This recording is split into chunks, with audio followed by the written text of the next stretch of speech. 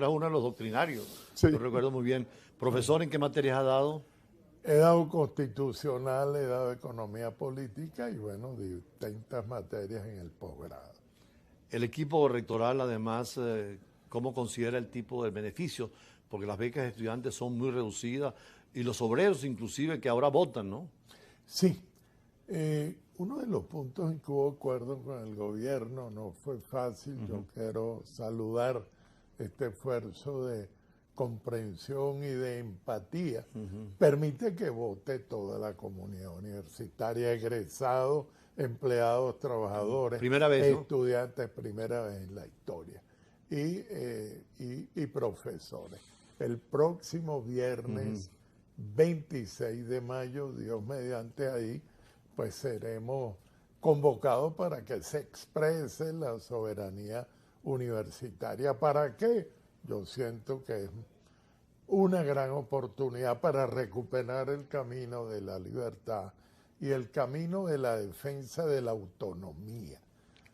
Sí, La universidad no es, sin embargo, la estructura física simplemente. Eso lo llamarían los latinos el estudium, ahí el centro donde se reúnen. La universidad, que sería en este caso los estudiantes, los profesores, para buscar la verdad, para adiestrarse, para adquirir capacidades, competencias.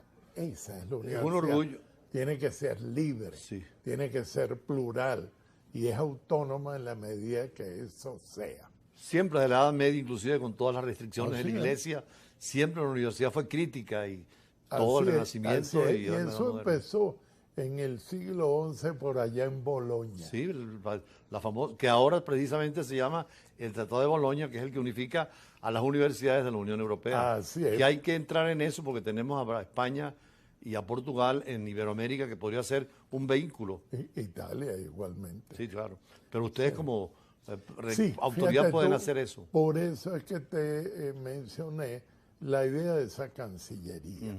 Bueno. Que es una manera de decir a alguien que se ocupe en nuestras relaciones internacionales. Por ejemplo, yo estuve yendo hace poco a la Corte Internacional de Justicia de La Haya por el tema del Esequibo. Hicieron un equipo rural y recuerdo que apenas estuvimos allí nos hablaron de Parraranguren y de Andrés Aguilar. Parraranguren. Y la menciona que fueron abogados de la Universidad Central. Y Andrés Aguilar, que fue profesor también, que fueron magistrados, los únicos venezolanos en esa corte internacional. Sí, hoy tenemos, sin embargo, muy destacados internacionalistas. En todos lados. Julio es uno de ellos y Noel Sonja se lo ha ganado. No, y en otros lados. Vino Alcalá y Roy Chatterton, en todos los sitios. Roy Chatterton. Eric Faúndez, Eric Becker, psicólogo de la Central. Sí, son todos gente de la Central y la Central todavía puede ofrecerle al país, ahora más que nunca, más que todavía, guía y orientación. Además, con un comportamiento ciudadano, convirtiéndonos en una suerte de paradigma. ¿Qué voy a hacer yo, si Dios quiere, desde el próximo viernes? Si los que nos escuchan y el electorado universitario nos acompaña en Activados por la U. Primero, hacer transparente la administración, una auditoría de punta a punta. Bueno. Segundo, eficiente. Y tercero, que es un tema sobre el cual hemos hablado otras veces, responsable. Claro. El país tiene que saber a quién reclamar.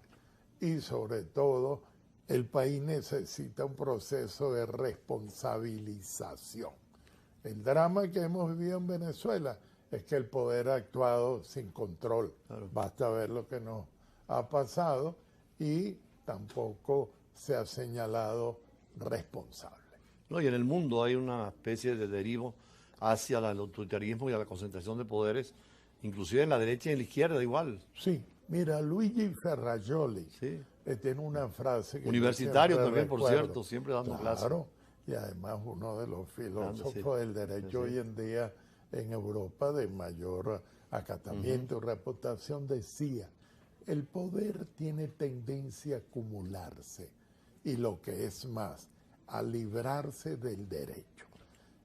bien sabemos que el cambio extraordinario que la modernidad trajo fue a responsabilizar al poder. Por cierto, Ferrajoli, en uno de los últimos libros, habla de una constitución para toda la tierra, constitucionalismo internacional. Sí, porque él cree en lo que se llama la ciudadanía del mundo. Global.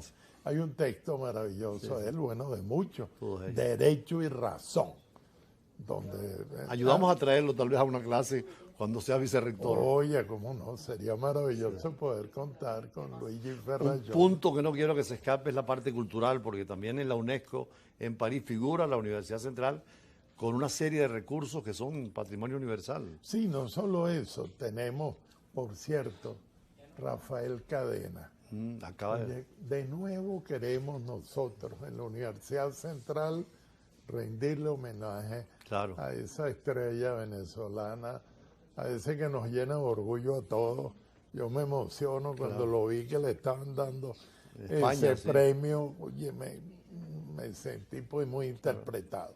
Pero además, fíjate tú, nuestra candidata a vicerrectora también, académica en este caso, es la profesora Aura Marina Bobada, que es de la Escuela de Arte, pero además graduada en literatura francesa de la Universidad de Burdeos, condecorada muchas veces, y que tiene sobre el tema cultura pues toda una natural inclinación. Necesitamos entender que la cultura es la gente. El aula magna, volver a abrir las puertas con toda la variedad. Pero para todo. Sí. Y sobre todo entender que ese alimento espiritual es menester en tiempo en que hablamos de daño antropológico, de que hemos sido afectados porque la crisis nos ha a muchos desfigurado. Bueno, por ahí siempre hay esperanza en la dimensión psicológica, más allá del pesimismo antropológico Claro que tiene. claro que sí, hay que dotarse de eso que llamamos razones para vivir. Sí, siempre hay cosas soñar, mejores. Sí, claro. Hay que pensar, hay que emprender. Eso es un discurso y en la universidad es lo que estamos estimulando. Sí, está bien. Y además cambiando la normativa de manera que los ingresos propios sean una realidad. Eso sería extraordinario porque le da la autonomía plena. El gobierno tiene que ayudarnos en algo, facilitar las cosas, desregular. Y es algo que le convendría incluso a la economía nacional. Bueno, cuando ya tengamos el resultado en Brújula Internacional, yo sé que contigo no solamente hablamos de la universidad, sino de cosas más globales y de carácter universal, sobre todo en la parte constitucional, que ahorita es un tema fundamental en todos los gobiernos. Sí, porque la Constitución es el referente hoy en día.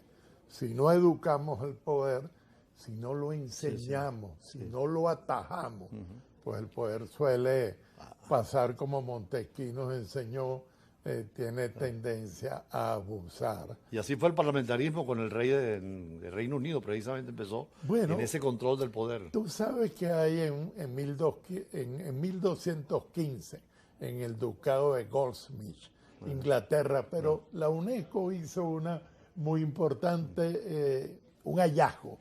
Descubre que son las Cortes de Aragón los primeros que hablan de lo que sería el primer antecedente pues de parlamentarismo, la UNESCO. Siempre aprendemos en todas las cosas.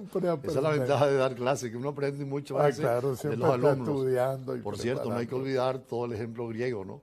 Sobre todo en la época de Pericles con su democracia. Claro, Pericles, que de los pocos textos griegos en que la democracia está fundamentada es aquel texto que recoge Tucídides en las guerras del Peloponeso, la oración fúnebre en el discurso de Pericles ante los muertos de Atenas. Que además, con Tucídides pareciera que esté teniendo razón hoy, porque aunque habla de la guerra del Peloponeso, está planteando el tema de que Esparta y Atenas por la competencia van a la guerra.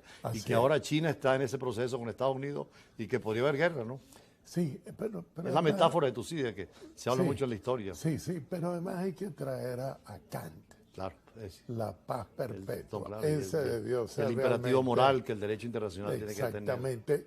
Hoy en día, sin embargo, filósofo de Kenneth Winter, ¿no? Así es. Y la ética reaparece como una exigencia fundamental. El Papa lo ha dicho a los políticos ahora con estas crisis, que hay que tener la dimensión ética, la política. Y No. que a nosotros nos enseñaron desde jóvenes, con Maritain y con Follier y con aquello. No, nosotros sí, el doctor